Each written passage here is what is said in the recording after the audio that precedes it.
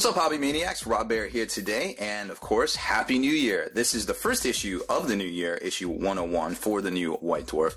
It's actually a pretty interesting issue. It's got a couple of really interesting features in here, and of course, the majority of it is basically advertisements. But before we take a closer look at the new White Dwarf, I'd just like to remind you to stay in the trenches. Make sure you subscribe to this YouTube channel, check out the blog, spikybitsblog.com, and head on over to longwar.net. That's the home of the battle reports for exclusive content and early access videos. Become a veteran of the Long War today. And another thing we got going on here too, as you probably already noticed, is there's actually no ads on our videos, our new videos in January of 2016. So thank you so much for all of the new supporters that we have over on Patreon. We have a link up there in the top left if you want to check it out. Basically, what it is a way for you to support the videos that we do here at Spiky Bits, and also, you know, helps with blog and the blog and stuff like that too. But what's really cool about it is we were doing in December where we basically gave out a squad out of the Horse Heresy, you know, one of the tactical squads on Sprue, or one of the Cataphracti squads, or one of the Contemptor Dreadnoughts to everybody that signed up new, and those will be going out here in a few weeks here in January, because everything runs a month behind, you know.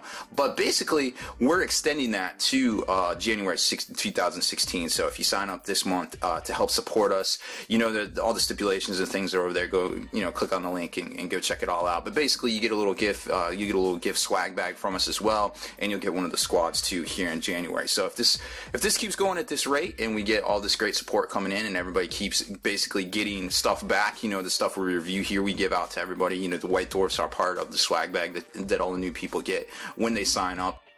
So I have a huge stack of those things as well.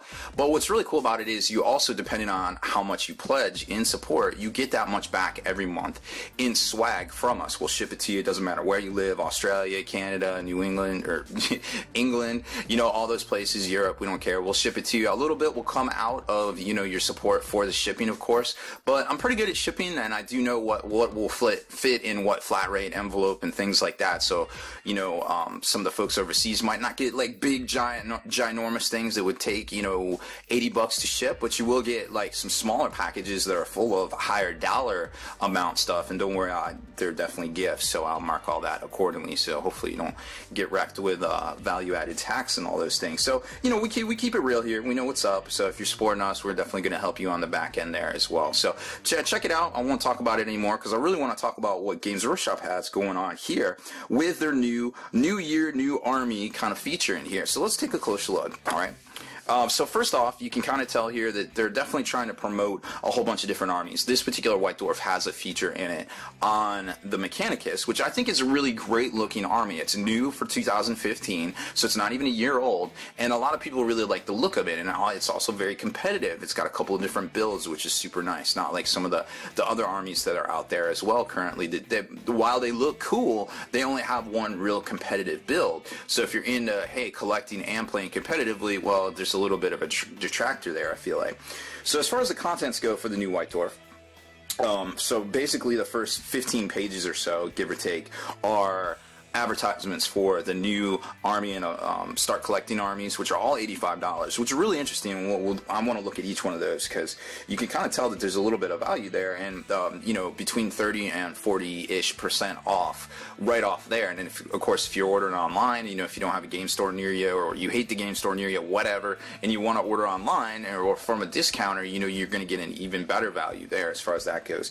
Now, you know, I talk a lot about local game stores. Obviously, I feel like you should support the stores you play at, but sometimes, you know, you're always going to find the deals online, and it's hard to resist. And nobody's going to judge you, obviously, but, you know, just keep it in mind, you know, game stores as a business model are a very hard thing to do. And, you know, there's a lot of folks out there that try very hard, but then there's a lot of folks out there that F it up too and don't try hard and piss off their clientele. So hopefully that's not the case for your local gaming store, and you have a great relationship, and, you know, they discount things for you as a customer loyalty. So obviously these things will be an even better value. Then it gets into talking about a new release spray that came out, the new Adeptus Mechanicus Standard Gray, I think it's called, which gray is actually really good to prime your models.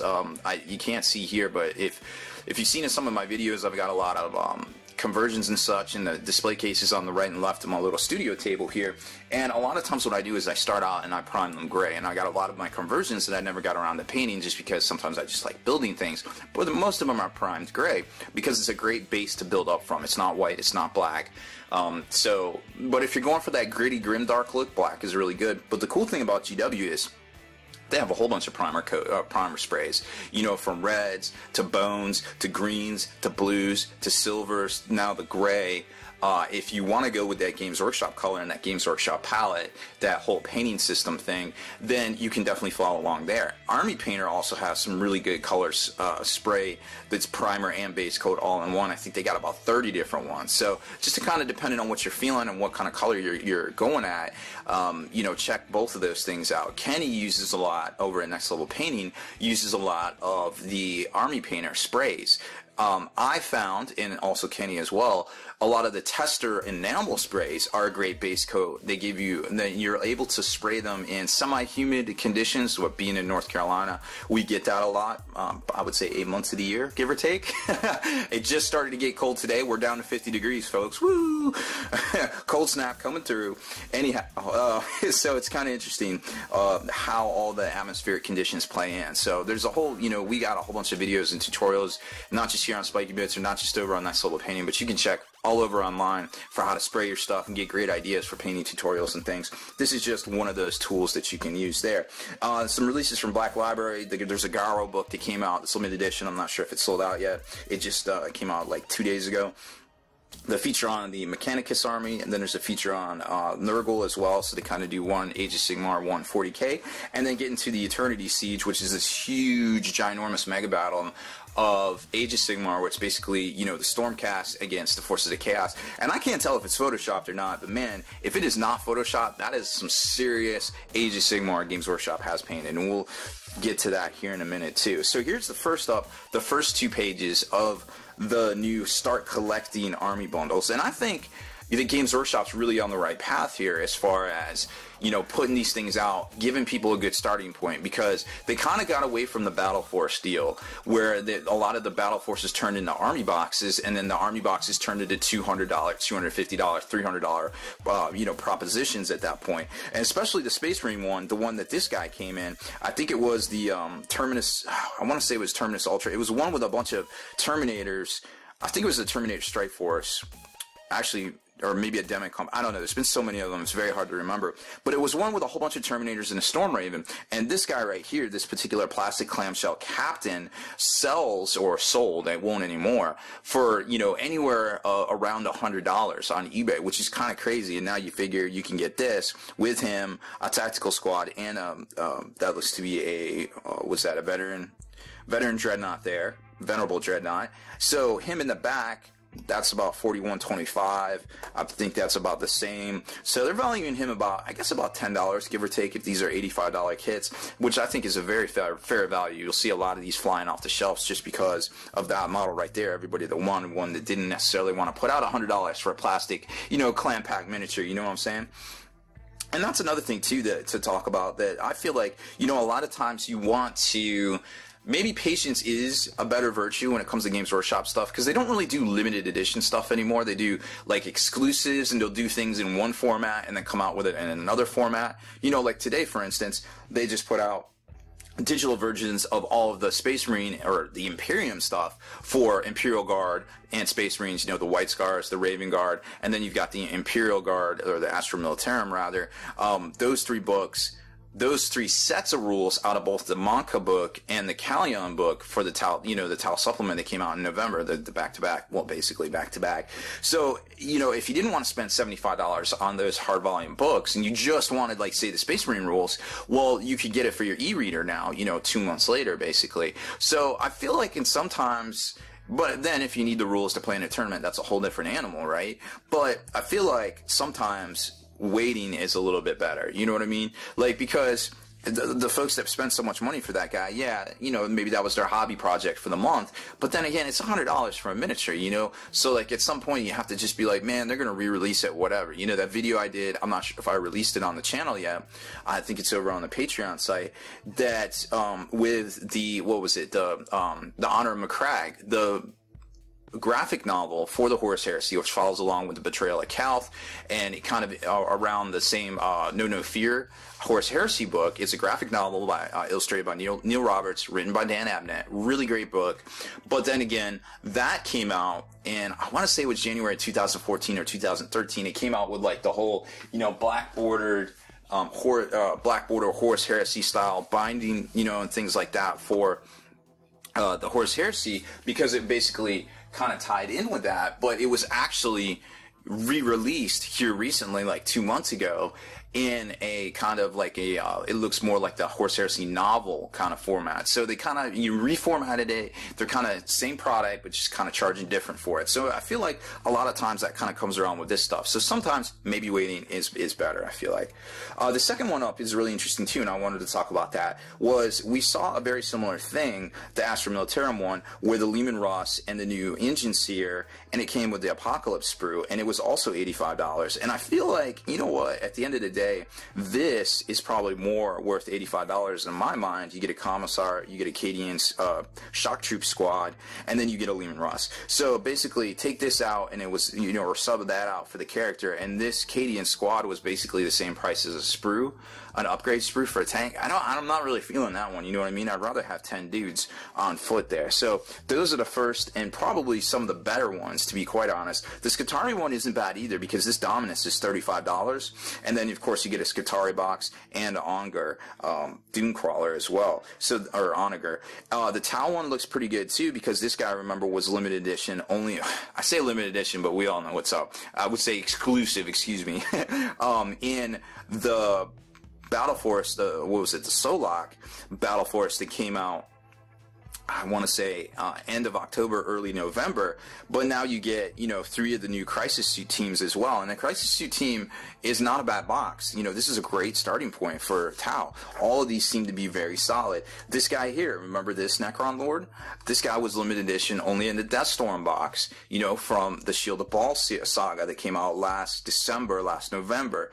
Then you get a squad of Necron Warriors and a Stalker. Stalker's not as great, I feel like it's good combo-y value, but that's the only bummer kind of right there. Then you got this one here, which is also a very solid start to Tyranids. However, I feel like maybe the Warriors won't see as much play in competitive builds. And then we kick it over to the Age of Sigmar stuff, and you got Seraphon one, the Slaves to Darkness one, and these all seem pretty solid. I mean, to be quite honest, you get what is it? You get a normal Saurus squad here. I don't even know what they're called anymore, the new units, and you get Saurus Cavalry, and then of course you get the Carnosaur in the back right there. And if that's $85, that seems like a super solid deal, because I remember that guy was expensive, like around $75. And then this one here looks to be the squad of Chaos Warrior boxes, a Chaos Knight box, and a Chaos Chariot, which also seems to be a very solid deal when you factor in the Siege Sorcerer right there as well. And then the green skins, which I guess are not called orcs anymore. I'm not as up on my Age of Sigmar, I apologize, but I can tell you all day about some Warhammer Fantasy, you know what I mean? And this one looks pretty good, because you get the Boar Boys, you get a, looks like a 5-pack, maybe it's just like a sample squad of, it's not a full squad of warriors here, but you do get the Boar Boys, you get the Boar Boy Chariot, and it looks like this guy back here is the War Boss, yeah, because that's the War Boss kit too, so that's a solid value. I'm digging that one. The Malignants, I guess that's the vampire accounts. Very interesting. Okay. Crypt. Yeah, this is a solid deal. Like, this kit right here is about $75. The Coven Throne. The Black Knights are pretty solid kit too. I mean, they've got a lot of conversion potential, and the Spirit Hosts are really neat in and of themselves. You don't have to combine them all. You can kind of put them on multiple bases and have more miniatures as well. Then the next page, we've got the Demons of Khorne starter, which is Bloodthirsters, and a Blood Crusher, and a Chariot for $85. I believe these guys are about $60, so that seems, when you factor in, it's only another $25 for that right there. Solid investment as well. Demons of Nurgle, you get the Plague Drones, Nurglings, Plague Bears, and the Herald as well. Another solid deal. Those guys are about $60 as well. So it's it's really coming along. Like I feel like they've got it together, where they realize that they need to get people in the stores, they need to get people playing, they need to have an affordable price point to start at that isn't a starter. Like, you know, so hey, you can pick this up, or you can get this, or you can get the rulebook and you can get this. The only thing that's really missing is to put a small mini rulebook in there. But at the end of the day, Games Workshop always says they're not about the rules, they're about the miniatures. So that's kind of makes sense, you know what I'm saying? Next up is the Army of Mars feature, like I was talking about, kind of just showcasing, you know, I think that over the next couple months they might showcase some of the particular getting started armies there at the Legion of Nurgle, which also showcases pretty much what comes in that particular box right there. And then they show you, hey, and then you can add to it right here. Then we get to the Eternity Siege, and let me show you, and this is basically pitting the Celestin Prime, who is rumored to be Karl Franz, against Archaon, who is Billy Badass incarnate. And what they're trying to do is, wow, look at that picture right there. Isn't that bananas? Like, I can't, man, if this isn't photoshopped and they actually painted this much stuff, like, that's just crazy. I mean, that's just phenomenal, like, crazy in a good way, obviously. And then you got the Glockin, you got all this stuff going on right here. It's just nuts. Back here, they teleport in through this warp gate, or through this way gate, and that are just kind of pushing their way in. And I don't get the story. It just seems like a story that they set up. I couldn't really glean it. They call it the Eternity Siege. And it's kind of like playing on words, because the Eternity Gate was at the Imperial Palace on Terra and 40k lore. So it's kind of like the same thing. So I don't know what they're trying to do here, but I'm not sure if this was from the campaign book or not, which the Archaon Realm Gate book, or Realm book. I didn't read it. Unfortunately, I didn't get it in, so you know, I can't really comment there. But it looks really cool. I mean, it's just very, when you see all this stuff and you see all those models, you're just like, yo, I want to play some Age of Sigmar. Next up is the teaser, which is right here in a bumper size issue. The quest for Gold begins. So I guess that means we're going to see some dwarves in our future. It might be some Age of Sigmar releases hitting in the next couple of weeks. Not exactly sure, but wouldn't surprise me, because we did see that sprue that accidentally got put in some Tau stuff around November. So it is quite possible that we will see some dwarf releases, the Durridin, coming up here soon. New release, obviously, like I said, $85 for the Start Collecting Guide. The base coat sprays look to be in US dollars, $19.50. That's $20 US. I think the Army Painter ones are $12 to $15. So a little bit of a comparison there. And then the Garrow book that I was talking about that came out, it's online only. You can check it out on Black Library. And Retribution Armor Spray, I guess, is the gold spray that's coming out, $28 from GW. All on pre-order now. So, you know, if you, like I said, hit up the website, hit up your local game store, you know, get those new Army deals locked in, because they seem to be a very good value for the money when it comes to actually starting a new army, or getting a friend into an army, or any of that stuff right there. And that model is pretty dope. I think a lot of people are gonna scoop that one up there. So that's about it for this one. Again, Happy New Year to everybody. Thanks for watching my video review of the new White Dwarf 101.